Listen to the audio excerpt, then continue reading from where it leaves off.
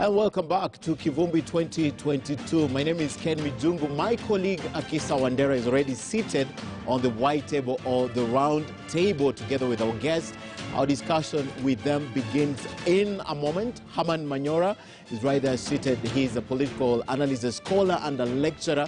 We have Franklin Mukwanja, who is executive director at CMD. We're speaking to them in a short while. But let's come back to the super screen right here to tell you about our topic of discussion tonight.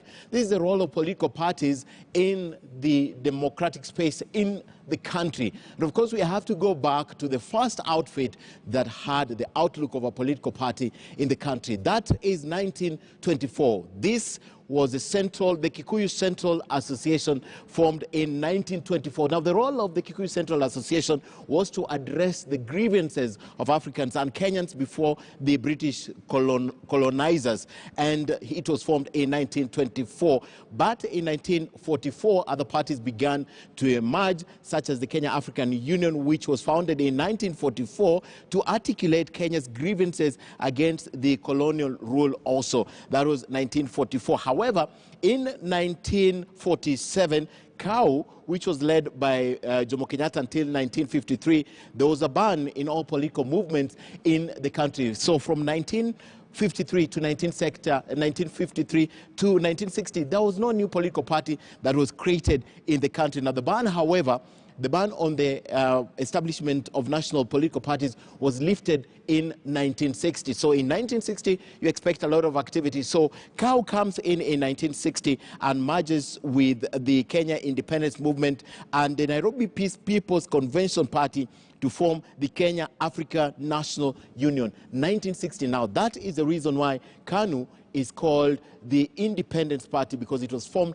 in 1960 together with KAU after they merged. Let's move ahead and look at now the Kenya Africa Democratic Union, which was also founded, by the way, in 1960. Now, KADU was formed as a reaction to KANU to undermine sort of the influence of KANU in 1960. So 1960, we had the Kenya Africa Democratic Union, KADU. Then 1964, KADU merged with KANU. Now, the question is, what led to this merger? It's because it was defeated by KANU. Now, in order to solidify the two political parties and their influence in the country, they needed to merge. Now, that party was also led by the late Mzee Jomo Kenyatta. Now, there was, however, difference of opinion, because while KANU wanted immediate independence in the new and a new constitution, KADU was, however, in favor of the continuation of the colonial political system with a tilt towards federalism. So that was the formation in 1960 and 1964.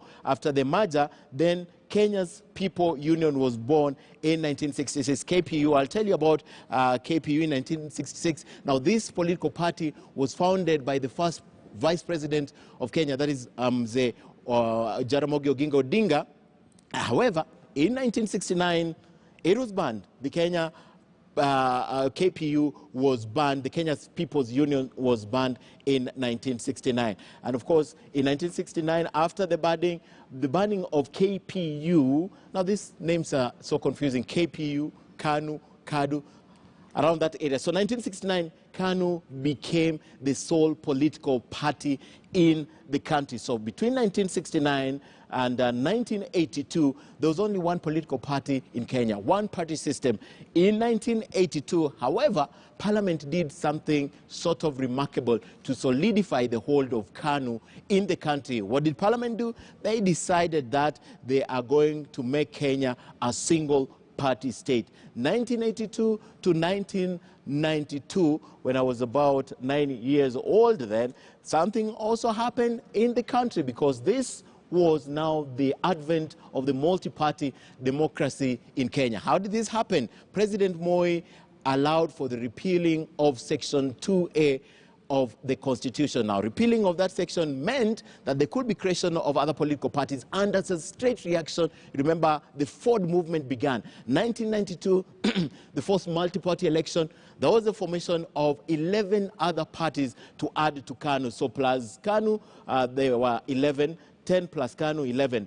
And moving on to 1997, there were even more parties. About 15 more political parties were created in 1997. Now, this election was also won by KANU because it was one party against the rest, and everyone was running for president in the 25 other parties. So definitely KANU emerged. And that was the beginning also of coalitions, because that is when political parties realized the only way to beat KANU was to merge. So the next election in 2002, what happened? There were 34 political parties. However, they became bright. So in 2002, they merged once more, Rainbow Coalition, and that's how President Mwai Kibaki, retired, managed to clinch that position. Apart from the fact that they had 34 political parties, they came together under the Rainbow Coalition, and together they defeated KANU. Let's look at the next slide now, because now we have gotten into the multi-party democracy. And in 2007, this, by the way, was the year that we had most political parties. Forget about the Rainbow Coalition that propelled Kibaki into power and defeating of Uhuru Kenyatta of KANU in 2002.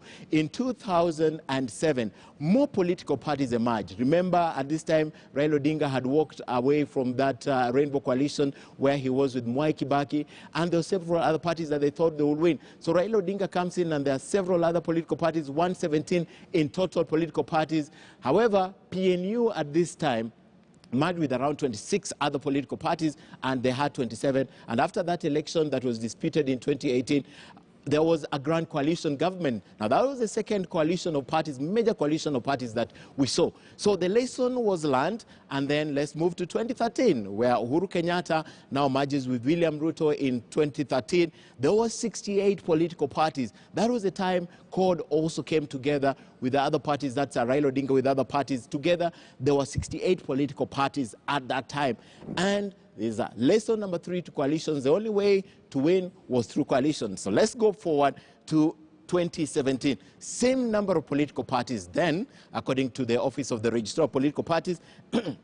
And 2017, yet again, was won by a coalition. Remember what Jubilee did? They dissolved all affiliate political parties to form JAP. And that's how they won the 2017 election. Yet again, a disputed election, but Uhuru Kenyatta is still on the steering wheel. So, 2021, what will happen? With this kind of a trend and projection, forget about 2007 when there was majority political parties. With this trend and projection, already by August, this figure has been taken away from August. That's the 75 political parties. As at August, there will be more parties. Now, you will see in the next slide, the registrar of political party projects that by the end of the registration period, 3 months to the election, there will be about 80 political parties that will be fielding candidates for the next election. Let's see what that means next, because after we have determined the number of political parties, we can only go back to the coalitions and look at how many coalitions have we had. I'll take you to the first coalition in 2002 that propelled President Mwai Kibaki into power. That was the Rainbow Coalition. You remember Charity Ngilu, Raila Odinga, NDP, all those people, they had their own parties. But that was the first major coalition. In 2007, there was a grand coalition government after the disputed election. After that, in 2013, there were 2 major coalitions. That was the CORD coalition and the Jubilee coalition. Now, this election in 2013 was won by the Jubilee coalition. But they were not the only ones, as we can see in the next slide, that the 2 major coalitions were supported with other coalitions. So, Peter Kenneth, remember, Amani coalition actually was held by currently ANC leader Musalia Mudavadi. So 2013 again we had the Amani coalition. Then we had the Ego coalition. Now that's Peter Kenneth. Well, this did not go anywhere, but you later learned that they also merged with the other big coalitions to form a grand coalition. 2017, however, there was a NASA coalition at this time. Jubilee has dissolved the parties, and there are one Jubilee Alliance Party. That was 2017. Again, 2017, Jubilee Alliance Party. So those were the coalitions, major coalitions over time. Let's take a look at, after the coalitions, what would you expect? Of course, there is the independent candidates. We'll talk about them. But the requirement to be a member of a political party, actually the requirement for an independent candidate is that you can't be a member of any political party at least 3 months before the general election. Now, this is a provision that has been abused, at least in the last election, more than any other time, because the 2010 constitution took effect in 2010. So the first time it was applied is 2013. 2017, this was the provision that was abused the most. You're defeated in a party primary, something we are going to discuss, then you move ahead and become an independent candidate. Abused thoroughly. Application to the IBC, let's take a look at the other one. Apart from applying to the IBC, the other thing that you need a unique party symbol as an independent candidate, and of course any other requirement in the constitution for the candidates to run for office. Let's now look at the last slide now in terms of party politics. Now, having spoken about independent candidates, it's just good to show you that what happened in 2017, how many independent candidates did we have? Now, we had 3 for the position of president as independent candidates. Then we had 44 senators running for position as independent candidates. We had 48 governors without any political party. And let's see what else we had at this time. And of course, the total number of I need the other slide. Well, the county women members of the National Assembly were 55 as independent. Members of the National Assembly were 513, by the way, the majority, while members of the County Assembly were 3,339. Let's take a look at the total number of independent candidates in the last election. 4,002 ran as independent candidates. That being our last slide, let's now walk to the round table and see exactly what this means for the coalition governments that are, or coalition parties that are supposed to form the next government, because everyone agrees that right now in the country you can't win an election without going into a coalition. And as we promised, Herman Manyora, lecturer, a scholar, and a political pundit, and Franklin, right? Yes, Mukwanza. No, I like calling you Frank. Franklin Mukwanza, and my colleague Akisa Wandera. Right, great. And maybe we can just pick it up from that kind of data. They were saying that we've gone through it quite a lot. Extensively. So much work, extensively, so much work gone into that. And we're now talking about what, 75 political parties in the country currently, 10 in the offing, as at August of this year. Maybe we can start from that point. All these parties we have, do they make sense to Kenyans and the space we're trying to create here? Do they make sense to you? I think the best place, first, thank you for inviting me to share on this very critical topic, courtesy of my responsibilities at the Center for Multi-Party Democracy.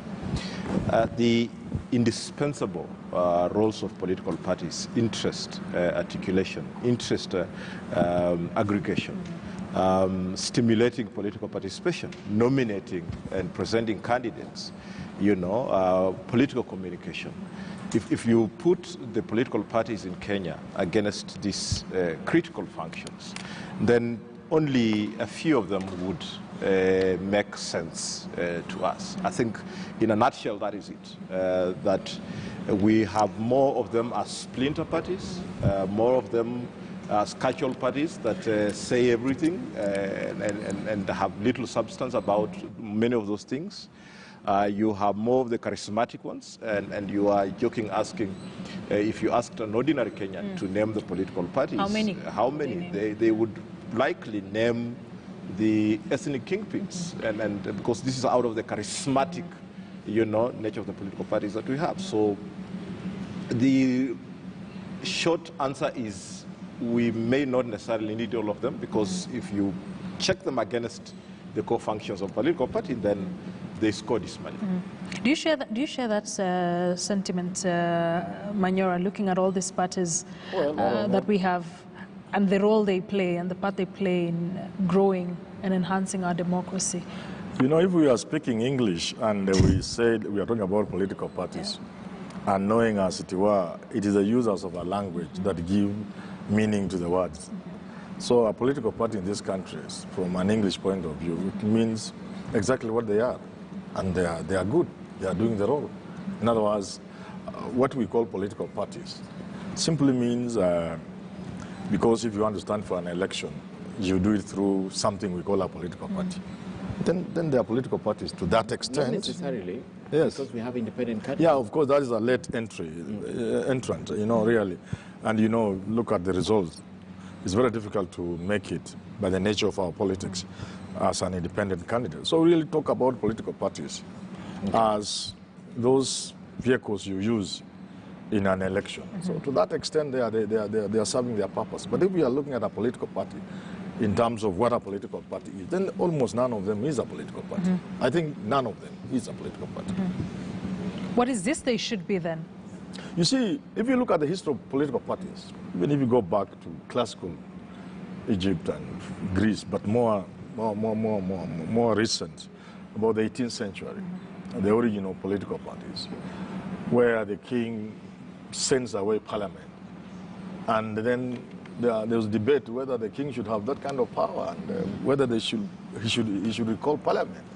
And then those who support the strength of the king, and those who say no, limited power of the king and parliament, that's then how you begin the political parties. And you go to America, is how strong should be the federal government be vis-a-vis how free the states should be. Those are serious differences. So in other words, a political party emerges to carry some ideas that more often than not are in conflict with the other side. So we want to run this country in this manner, others say we should run. So like when we started, the closest we came was KADU and KANU, where KADU really was not for a strong national central government. And KANU was a national party, a unitary country, central government strong, but fearing the domination of the Luo and the Kikuyu, Moi, Ngara and the rest wanted an arrangement where regions had power. Those were political parties, KANU and KADU. But after that, what do we have now? They are not political parties. What are the vehicles? They are just vehicles. Special purpose. And I like Vehicles. Kiretu Murungi, he called it Mbas. Yes, literally. That's the use. The most interesting, let me not speak about the most interesting thing about political parties now, but I want to take you back to what informed the opening of the space, the democratic space in 1991. Frank, did this work? Is it the ideal that is still shared right now, that we just wanted to open this democratic space? Yeah. And that was the beginning of influx of political parties. Straight after 1991, we had 11 political parties in the 1992 election. After 1992, we had 26 political parties. 1997, we had 34. They kept growing. Until 2007, we had 170 political parties. Is it the same ideas they shared or special purpose, as he says? I think the institutions that are obtained in 1991 to come to multi-party politics was informed by about 3-4 issues. One is, of course, you can rule out the international pressure because of the one-party system, and that worked well because then you had politicians in KANU that felt that they had not good space to do their politics, and there were also politicians that had been expelled, from KANU. And you had also what was really going on within Africa, that countries were moving towards multipartyism. So those issues really influenced what was going on then. If you look at that time and what is influencing the formation of political parties today, then they are totally different circumstances. Yeah. Okay. Which is very interesting, totally different, and yet the democratic, what you would expect with such kind of an expansion is our democratic space will be so accommodative, yet that's not one of the things we read when we see political parties forming. I'll give you a relatable example. They say in Kenya, political parties are individuals. If Raila Odinga walked out of ODM, there would be no ODM. But the fact that he's held on ODM since 2005, that is ODM. Yeah, that is, again, is part of our history, Our history is such that we have played our politics through big names. Right from independence. We associated our independence with the names, Masinde Mliro, Martin Shikuku, Ronald Ngala, Moi. So that has not left us. Our politics has always been about big names. Unfortunately, again, these big names are tribes. Again, much more unfortunate. The tribes the behind big tribes. the big names. Yeah, the big tribes. So that's how it is. That's why the course has tried to form a political party to date, and they're struggling. It's a little difficult. So you need to be a big party, fairly cohesive. That's why you can see the Luyas have a problem because of some small differences in terms of, whether they are one unit. The Kikuyus are stronger, the Luos are stronger, the Kalenjin are coming up, they are stronger, the Kambas are more homogeneous. So that's the problem we have. That's really so then you are associating tribe and an individual, and that's how it goes. And then again, then money comes in. So you are not just a tribal kingpin because you are the topmost Luo politician, but you also have deep pockets. Influence in the form of money. Yeah, money. While So I that agree kicks with out others. While I agree with the historical context as an issue, I think we should not really be too pessimistic. There is some progress that points to the possibility that we are a nascent democracy. Because if we go by what the good Mwalimu talked about as the basic functions of political party in terms of aggregating interests and forming existing based on divisions or difference of opinion in society, we can begin to see that, including what is being organized today in terms of class. You have the discussions around the dynasty, you have discussions around, the hustlers. That is basically saying that we disagree that this country, we want to organize this country to look at our government will favor the less, the lower class, and unlike any other government that is upper class. And I think this a reintroduction of issues that we should take note of and encourage that these ideas have to continue for us to be able to, develop institutions, public institutions that have good political parties. Again, we only close to 60 years of independence. We like comparing ourselves to countries that have been at this for 200, 150, 200 years. But you don't need to reinvent the wheel. What you're asking by that point. We're getting there. You don't need to reinvent the wheel and go back to 200 years ago. I mean, we've learned from their experiences. If actually you look at how they were, that time, of course the circumstances have changed. Yes. But in terms of where America was 50 years of maturity as a democracy, I think you That's could where say we are now? you could. Not really. We may be a little bit lower, or actually, if you ask me, we have our own challenges, but. If you look at where America was 50 years when it started off as an independent, I think they faced different challenges. We are facing different challenges, and we have to accept that we have to go through all these stages and be able to develop our institutions. The challenge of political parties is not the challenge of the leaders alone. If you look at the parties, they require the expertise and skills of Herman Manyora. If you asked him, is he volunteering some of these skills? Are we volunteering this money to the political parties? Are we volunteering time to these political parties? So they become personal entities because a majority of us have kept off. Is the answer no? It says 60 years. Siku njema huonekana asubuhi. At 60 years, we should have made some headway. We should be seeing that, well, and at least we are heading there. But now, like if you say, if the hustler thing, again, that's the wrong example because even the hustlers themselves are saying they are not organizing a long class. But there are societies where political parties have been organized along class without apologies. You see, even when you're talking about center-left, that is really to say we are a political party that brings social justice on the table. We want to be a country that is almost a welfare state, where we get money from the rich and fund programs for the poor. But the hustlers are not organizing around that. There's just noise. So you cannot take noise and take it to be an ideology.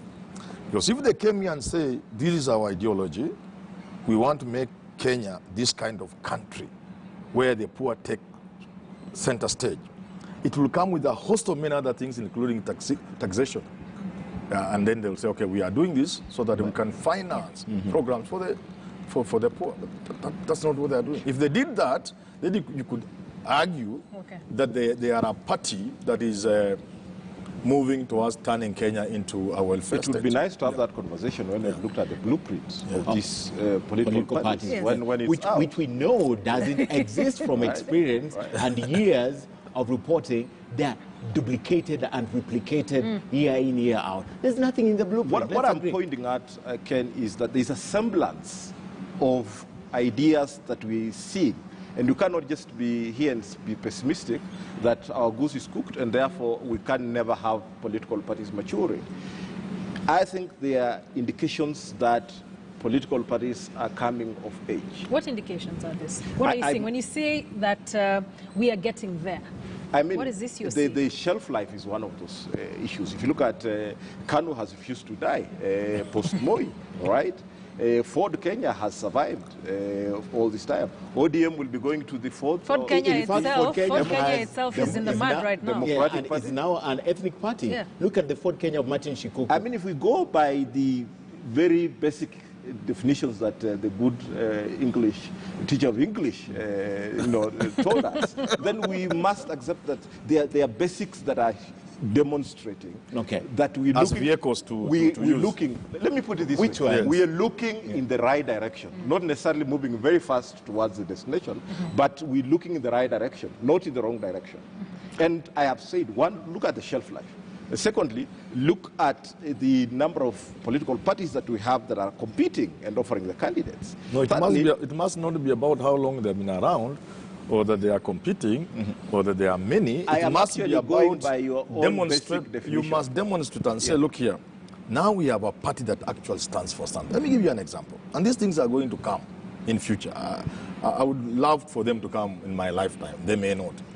We will have a party, for example, that says we must deal with the land question in this country. We as a political party stand for proper distribution of land in this country. But we shall be paying lip service, for example, to issues of hunger and food security, so long as land remains in the hands of a few, so long as foreigners own tracts and tracts of land in Laikipia and elsewhere. If a party emerges with that kind of agenda, that then is a party of ideas. It will get followers on the basis of that. You get what I'm saying? And there are many other things which people are going to flag out, and parties will carry those ideas. So they should identify with a specific things. Same thing, Tanga, the hustlers movement right now. They have not identified with anything as yet. Poverty. There is a semblance of idea. That's just noise. The packaging is the problem. Just noise. There is a semblance of an idea. The packaging is the problem. Okay. And if you can clearly see that the organizing philosophy of UDA is to try to seek support and cooperation of what they consider as the lower class citizens. No, let me help you a bit. All right? Let's talk about the poor people Ruto will be talking about. Then he will be somebody making sense. I am not from a perspective. I'm saying from a perspective of what then a political party is vis-a-vis an ideology. You want the poor. What, even if it's not an ideology, what programs do you have? People will be happy if they are poor if you handle their health. What program do they have about health in this country? To revamp NHIF. NHIF is a fraud. For example, you know, at the dawn of independence, we had King George Hospital. And then hospitals can spread from the provincial hospital, district, sub-district, up to the location. Moi came and added even in your wards. What stops, you would say now, when I become president of this country, we are going to refurbish and revamp those hospitals so that a Kenyan will walk into a hospital free without it. You just need to be a Kenyan. You get it? Your ID.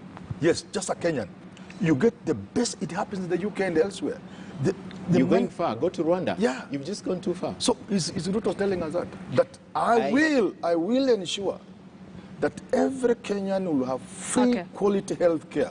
I'll let you respond to that, yes. And then we move on so that we don't turn this into a hustler debate. I actually picked this from Professor Manyora's definition, very basic. I actually went to check the parties against the 6 core functions, and he said, in terms of the very basics, then we have political parties. Okay. And I am agreeing with him and saying, in terms of looking at our political parties and their level of maturity, we can't afford to be too pessimistic, right? There's a semblance of ideas that are coming through. The problem, and I agree with him, could be packaging and being bold about these issues.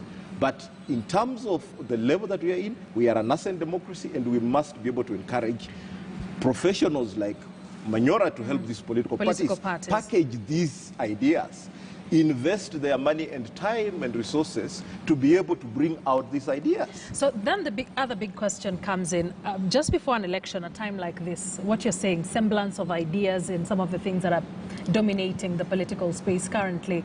Some of these political parties come up with the best ideas during the campaign period. But what happens to these parties after elections? They seem to fizzle away until when we are on to the next cycle. Why can't we hold on to a philosophy for a while and still fight for it, whether we take the government or not? What happens to these political parties after the election? Does that concern you? It's because of the corrupt nature of the social contract that Kenyans as voters enter into with political parties.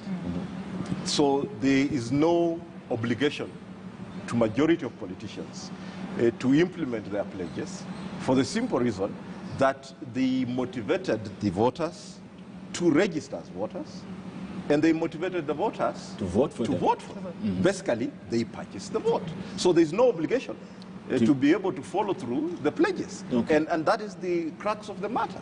If we have Kenyans taking politics seriously, being members of political parties, contributing to this policy and programs development, voting based on principle, you know, you could be able to say part of the role of the political parties is to ensure that this work around public good, you're governing well and you are held accountable.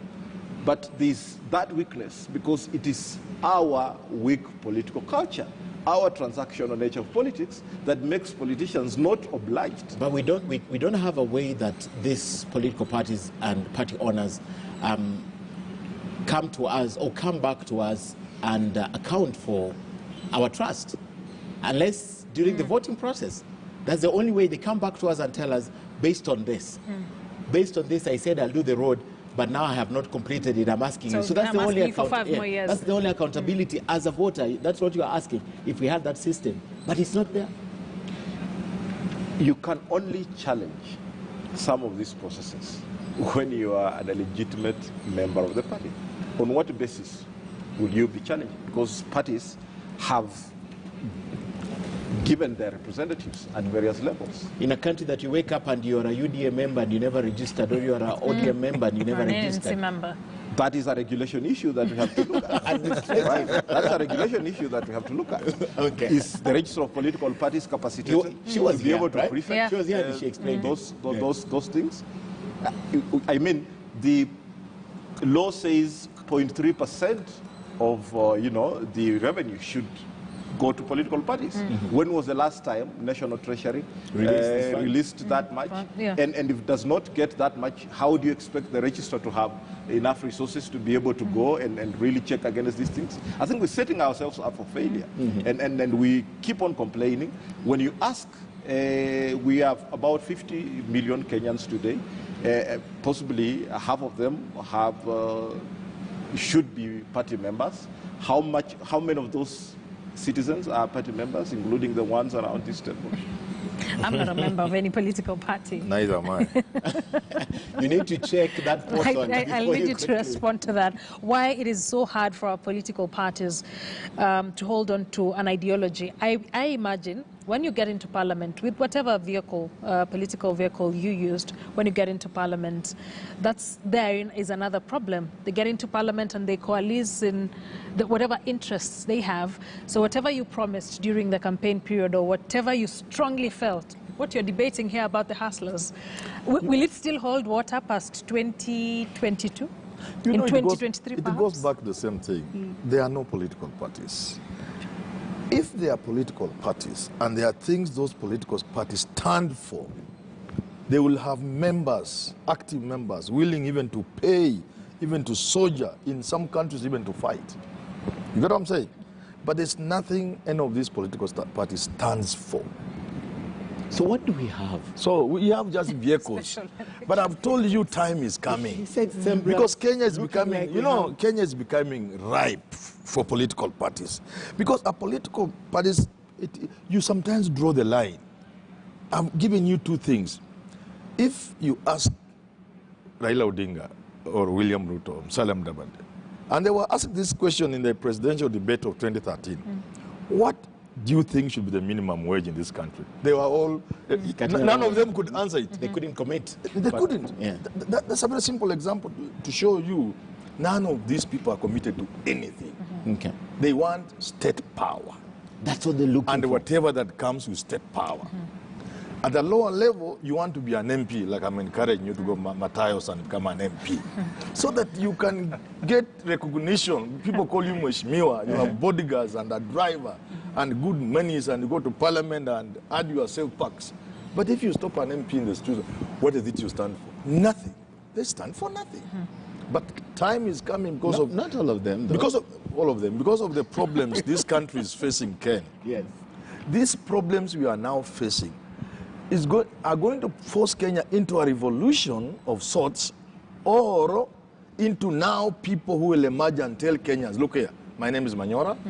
I believe this country has sufficient resources for us to move forward. This is my stand on cheap imports. This is my stand on minimum wages. This is my stand on land. This is my stand. Now, it's going to separate such a parties from other parties. And Kenyans will begin to see, it is possible for us to get out of our mess today through politics. You get it? Okay. That is the time then political parties will be there, not now. There's a comment here that I want you gentlemen to put in context. Ernest Mugire, he says he's a dedicated Christian. I like just to read his profile, so that when you put it in context, you understand where he comes from.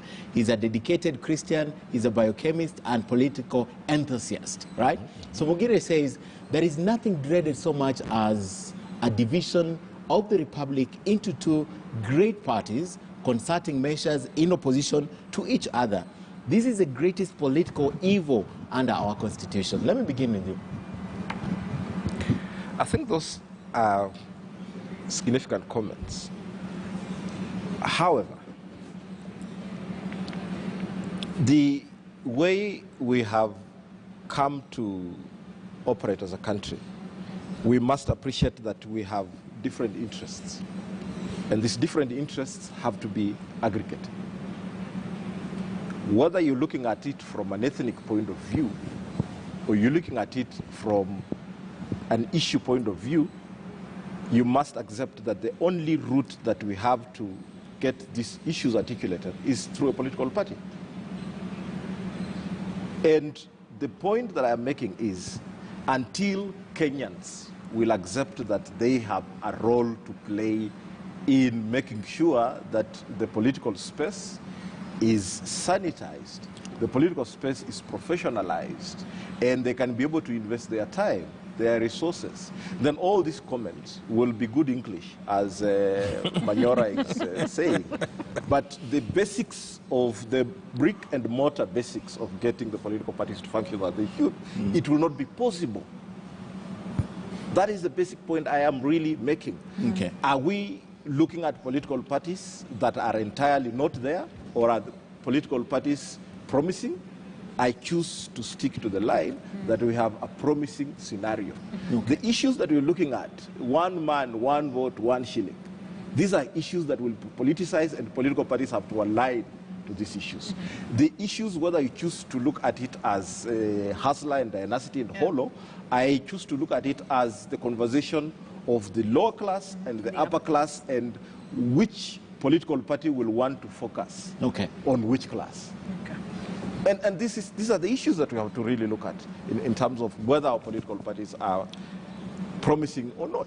Are they themselves really binded by these issues they're talking about? Even those that are talking about hustlers and the economic and the lower class and upper class. It's not priests that are speaking. Are they bounded by that? It's not priests that are bringing up these issues of one man, one vote, one shilling. It's the politicians. Yeah. It's not priests or teachers like Honorable Professor Manyara here that are bringing up the issues of one man, one vote, one shilling. It is the political class. They will have, at the end of the day, to organize for support and cooperation from voters to buy into these issues so that they can vote for them based on those issues. And that is how we should be able to look at it more positively, more enthusiastically, possibly because informed by the work that I do with the political parties on a daily basis. But I think there's a semblance of ideas in these political parties that require proper packaging and communication. Interest, aggregate these interests. Communicate about these interests. And then we can go to the level of how do we hold them to account on what they are promising. But saying that they are merely vehicles from point A to B. Frank, these guys are sly. Politicians, you can't even impeach them to begin with. They always work for their interests, not knowing that power is transient. The most interesting tweet I've read today is this, and I like to look at the profile. Yes. Give credit where it's due, and I'm bringing this because of the satellite, the small parties that are coming up. This is someone, Alex Mayora. I almost thought he was related to Manyora. So he says, give credit where it's due. Though it's a young party, Third Way Alliance is actually ideology-driven. They have been consistent. They drive issues. Only liability or challenges is they are yet to have an elected candidate. But I just realized in his profile there's also Third Way. So I read it from that part. But the satellite party, they say the more the merrier. Yes, yes. Does that serve the purpose of having more political parties in the country? The more they are, the more the democratic space, because I read a paper, an argument, that Kenya is not even a real democracy yet. So I'm calling it nascent. Nascent, yes. So the more the merrier, but does it work these parties came? You said they began by I don't know how many, then blah, blah, blah, blah. It was before the current laws we have in place, and it was very easy to move from one party. It's still easy, but of course there's some law to make it a little difficult. Now, it was when you are locked out of the big parties and somebody has a briefcase party, they will even make some little money. They'll give you a certificate. Why are you suffering? Come, you can eat ticket. And a number of them got elected. So it created the appetite for parties that I can have mine, and who knows, on a rainy day I could make some little money. You know how messy our party nominations are. And some of them were not even hiding. They were even advertising. Say, come with 50,000 and we'll give you a certificate. But beyond that, really, you don't see much.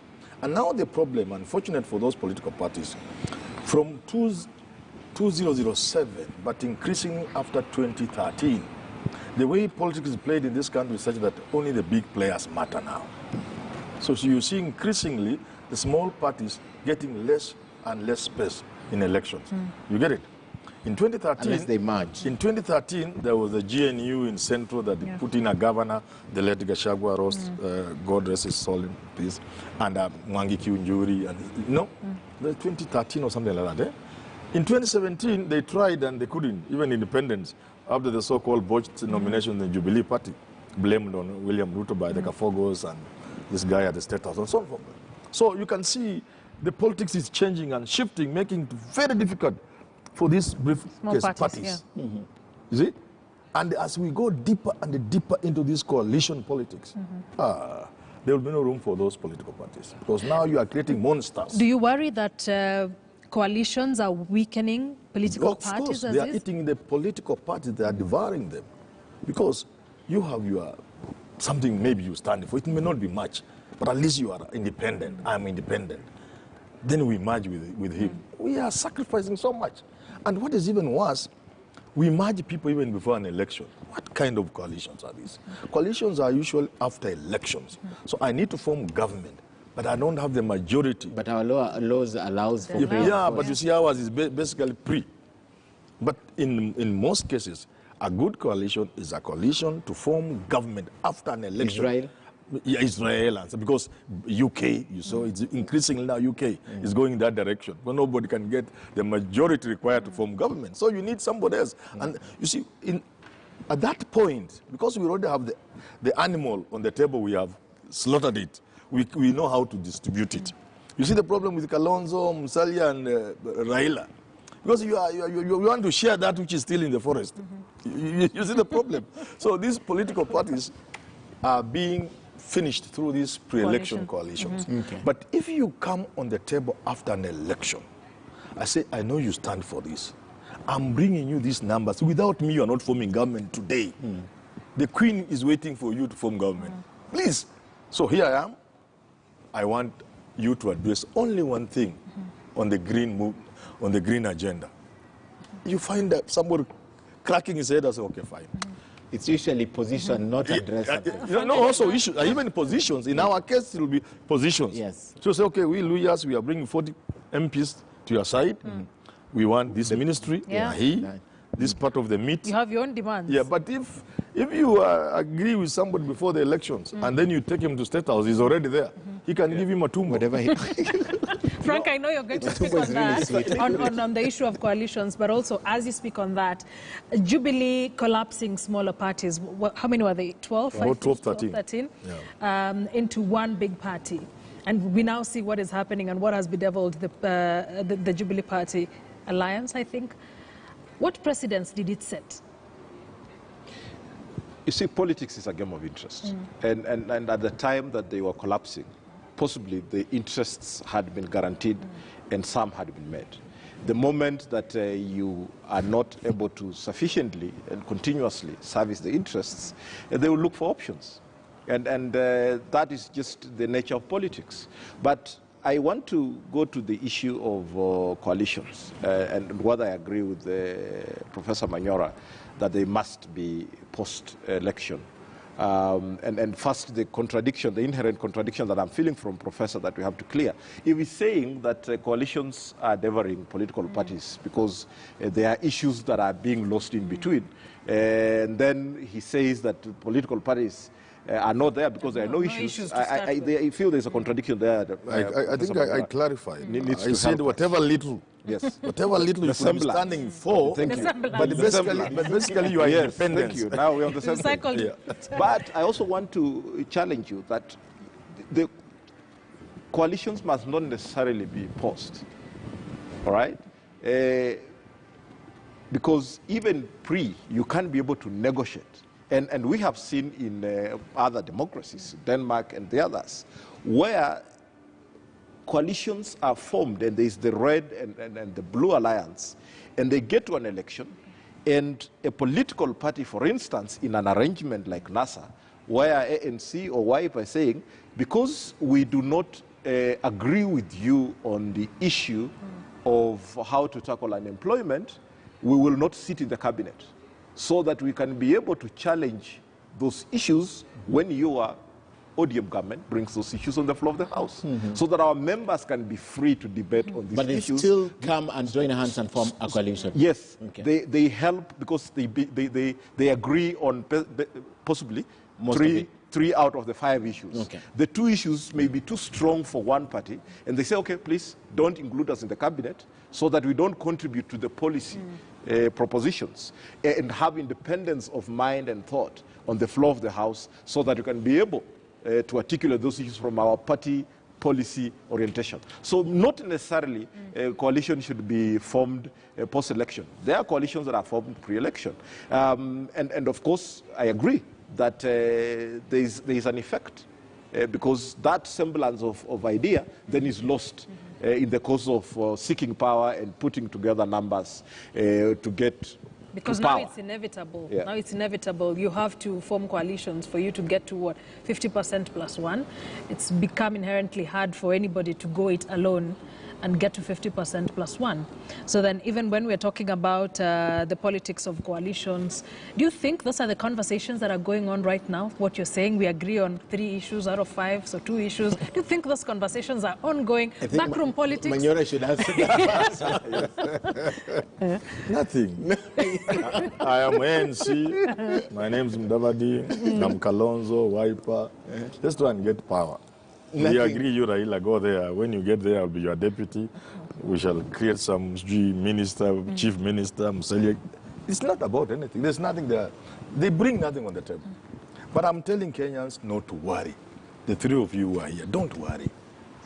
Because of the mistakes and the greed of our politicians, something is going to happen. Something is going to burst. Out of the misery of Kenyans, something will be born. And it could be either a revolution, and I wish it's not a revolution because revolutions are rarely successful if they are born out of frustrations, okay? If they don't have a clear visionary leader. So I would rather it to be that Kenyans come to their senses And a few Kenyans like you young people listening to an old man like him and borrowing from what I'm saying, then Kenya is going to form a political party that promises Kenyans, I'll give you back your country. Because this country belongs to foreigners and they are local, what do you call that word in English? Collaborators. Yeah, but I'll take this country, give it back to you. I'll make it a welfare state. The rich shall be encouraged to do good business, but you shall tax them and fund programs to make Kenyans live like human beings in the 21st century. For example, he's not going to win that election. No, or Akisa here is going to form a political party on the promise that within 5 years there will be no what you call slums. Because those are no slums. You must look for another word. Informal. If you are looking for a slum, you'll get it in Umoja, Kayole. Those are slums and Buruburu. I don't even have a house there, so let nobody think I'm belittling them. I don't even have one myself. But that after 5 years, there will be no Kibera and Madari, because human beings can't live in those places. Not in the 21st century. These things are going to happen. I wish they did in my lifetime. Certainly in your lifetime. You'll see them. You'll wake one day and see somebody saying, I want to be president, and within 5 years, Akuna Madari, Akuna Kawangware, Akuna Nguaro. That person is not going to be elected. No, he will. That person is Then you are not following me. You know, mimi ni mwalimu. They are slow learners. So let me repeat for the slow learner, Ken. What I'm saying is, we are pushing Kenyans to the wall. Yes. You get it? Let them continue. And even the president has said it. You people, if you continue doing the things you are doing, eating money without shame, you get what I'm saying? When they'll come eat you. They will come for you. Yes. And when that time comes, and a demagogue, it can even be a demagogue, and he tells Kenyans, we have had enough of these gentlemen. We want to drain the swamp. We want all of them to go. I want to give you back your country. They could listen to people, because if you say now, people will still retreat into their tribal. That's why I sympathize with Ruto. These people saying hustler and the rest, in the next 2, 3, 4 months, they will become Luos, they will become Kikuyus, they will become Kalenjin. I'm telling you. It's imminent. Yeah, they will go back to being Luos from Migori. Even if they are shouting, hustler, hustler. But a time is coming. Listen to me. A time is coming. What is our Migori people that? A time is coming when people will no longer vote because they are following their tribal leader. Yes, because they can barely walk to the polling station. They are dying of hunger. Their children are not going to school. They can't get medical. People die in the house when you are singing. And that time is not even far from now. We are already somewhere around there. Say something. When that time comes, I can assure you, only 2 things. The worst will be a revolution. The lesser one, and which I will wish, will be politics of ideas. Sanity in politics. Sanity in politics. People who will follow their leaders if those leaders want to deliver them from poverty. Right. Frank. Prof, you gladly said you spend a lot of time in class. And I think I hold a different view. Yes. Interestingly, I spend a lot of time, actually 100% of my time, with the political parties. And I disagree politely that this country's democracy is bound to be a stillbirth. One of the core functions of political party is to stimulate political participation. And I think if you checked against this and looked at the level of political activity in this country, the level of interest, you would say that there is a keen interest. The only downside to it is that political parties now have to follow through by aggregating and articulating the interests and communicating them clearly for the people to be able to make choices. The other ideas that Prof has, I think they are ideal, but the reality is we have to appreciate that there is some level of progress. We are not moving pretty fast to the destination that Prof would want in his lifetime. But I am convicted that we are not facing in the wrong direction. We are facing in the right direction, and we must continue encouraging and challenging. One step at a time. Yes, challenging, Professor, other than spending time in class. The political parties need your skills, need your expertise, need part of your money. Can they afford need him? your time Can and they afford resources. him? I mean, he was told to politics is voluntary. Yeah. politics, it's about being a member. It's about contributing. Yes, of a party. It's about volunteering. And being a member of a party. Why are you not forming one and then contributing to it? You see, if today is day 8, no, almost day 9 of voter registration. What signals are you getting? 7 actually. Is it 7? Started last week on Monday. From Monday, today is Tuesday. Yeah. Today is Monday? Today is Monday. 7 days. Yes. If you count well, there could be 8. Some little They work on the some. weekend. So the idea is, are you not getting some message from that? I mean, the issues, if you look at let me tell you, if we continue the way we are continuing, instead of voter registration going higher, the voter register growing, and we had about 15 million people voting in the last election. Instead of that, we could go to 17, 16, but we'll reverse to 12.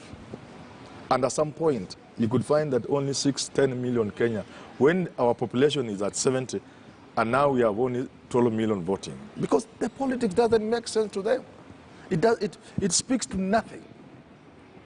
Nothing, absolutely. The politicians speak to nothing. That's why you see there's a little excitement in the UDA corner. Because Ruto is talking about things that kind of... They have not been talked about. They are beginning to people, there can be a human being who knows we are suffering. Only they are not refined. And I am happy, Prof, you are agreeing with. So what I'm saying is, that tells you that unless our politicians change the game, and because you can't teach an old dog new tricks. The current crop politicians cannot do that. Okay. Not Raila, not Musalia, not Ruto, none of them. Professor, that's why I'm challenging young people like you. We have a leadership crisis at the top, but we have a moral crisis in the citizens. Yes. All right? The issue of political parties in this country will not be resolved by the political leaders alone. There must be a keen interest. We must sell hope. I will not sit here and sell misery. We must encourage Kenyans to take part. Of the all illiterates, Prof, you know, one that talks about voter apathy and not making the critical civic duty, very critical civic duty of voting, an important one, is actually the topmost among the very illiterates that we may have. So we must encourage our young people. There are very many reasons, Ken, why we do not have the numbers looking as they are. A lot of young people would want to vote. Back in they're looking at the possibly they will be in their home constituencies. At the time of voting, they need time to travel. All right. And there are challenges around ID issuance, processing, and collection. And these are issues that are systemic that have to be addressed. So you cannot just attribute that idea to say we don't have the good numbers because people don't want to vote. You will be surprised. On 9th of August 2022, the voter turnout will again be decent in the above of 70s. Kenyans are politically active. We need to encourage them to be active citizens. We need to work on the moral bearing, the value-based system of the voters, so that they can be able, the leaders that we have is only but a reflection of the society. Okay. And as long as we continue pleading and crying about it, mourning about it, without encouraging and insisting that there must be better decisions from the citizens, right. They must contribute to party formation and party development by contributing their money. You cannot deny your contribution in terms of time, in terms of money, resources, and then some foundation comes from somewhere and they pump in money and you expect that the government is going to favor you in terms of policy. They will favor the people that supported the party. Okay. We are running out of time, but I have to ask this. If you look across the Political Parties Act, and this is to both of you, what would be one of the reforms that you think would bring sanity to our political parties? Or the way we are, we just need to institute that morality even within the implementation of the Political Parties Act in terms of the creation of political parties? What would it be, for example, for you in the political parties? What would it be for you in the Political Parties Act that you think if this was to change, perhaps there would be some semblance of sanity in our political parties? And even in terms of creation, I'm thinking, would there be a hurdle that could be created to make it a little bit difficult to register? Because Raphael Tuju was here, Jubilee Secretary General, and one of the things he said, registering a political party is easy. Is easy. Deregistering that political party is a nightmare. So what would it be for you, gentlemen? Can start with you, Ham. I think we said if we gave them money, they would then let go and let the members of the party own that. But that hasn't happened. Granted, they have not been given as much money as we thought they would. The law is in place, it has not been followed. But even money, that little has been given. So it's not a question of money. I think we need to have regulations through which political parties can get existence of their own.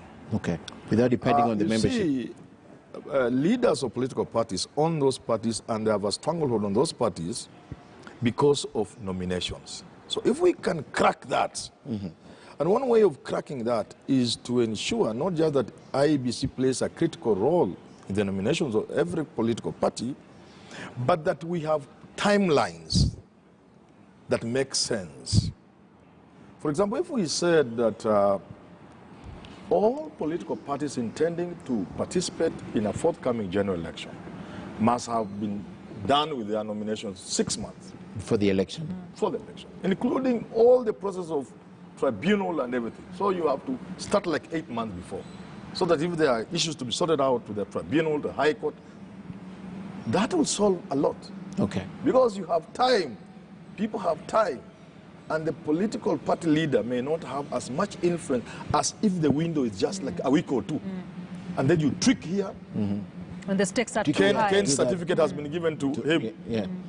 And because there's no time. You saw people banging doors at the IBC, at the tribunal. Yeah, everyone taking because there's no time. Yes. You remember that kind of thing? Yeah. So one of the things will be to create time. Okay. For those political parties. Legislated time within the law. Yeah, but more importantly, we must stick to the law. When we say it is 6 months, it must be 6 months. Okay. Okay, you have the last one. I think for me, we have over-legislated in this country. And in terms of making sure that we have better political parties and improving them, there is little we can do about the law. And I agree with Manyora that we can possibly strengthen the internal, mechanisms in terms of dispute resolution and working on the timelines and such. And possibly we may want also to rethink the political parties funding regime, because one of the challenges that we have around is the party primaries. Possibly provide an aspect of the political parties funding to also factor in the conduct of party primaries. But I think the most important thing is not the law. It's about renovating our culture as a people, so that we can be able to fix. There is nothing we will be able to fix about the transactional nature between a voter and a politician.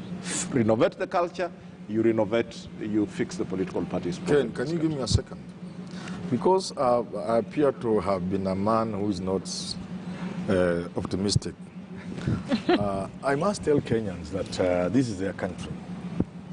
If they put somebody in State House who can make a difference, a man or woman who can do things that will then make people realize, kumbe a politician can change my life.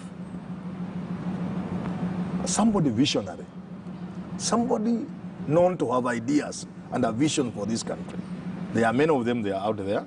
There's Raila, there's Ruto, there is Mudavadi, and Kalonzo and the rest of them. Muhisa Kitui. They must look at these people, those who have a realistic chance of getting to State House. Who between these 2 or 3 has a history, a track history, a person of vision. And I'm not saying it must be so and so, but I'm saying one man at State House can make a difference. If you get a man to occupy State House in August next year, who can have a vision for this country and begin to implement programs that touch on the people begin to have faith in their politics and politicians. And they'll buy the hope. That man will not be coming from a seminary. Man or woman, that please. man or woman will not be coming from a seminary. Yes, you do. He will be He's coming right from here a with political us. party. Yes. And we need those good men, Professor Manyora, to join political parties, contribute to their formation, to their development, to their issues. To the communication of to those join. issues. I can do as a consultant. Okay, that was the longest. That was the longest 1 second of my life that he asked for. But thank you for coming, Hamon Manyora and Franklin. Thank you for coming, Kwanja. Thank you for coming for a show tonight. Looking forward to having more of these conversations with you, because that's the only way to ensure that this country grows and there's some faith and that hope that you wanna sell is gonna be born. My name is Ken Mijungu. Thank you for watching Kivumbi 2022. Have a good night. Thank you. Asante sana. Oh, I am Akisa Wandera. We'll be seeing you next week, Monday. Thank you for joining us tonight.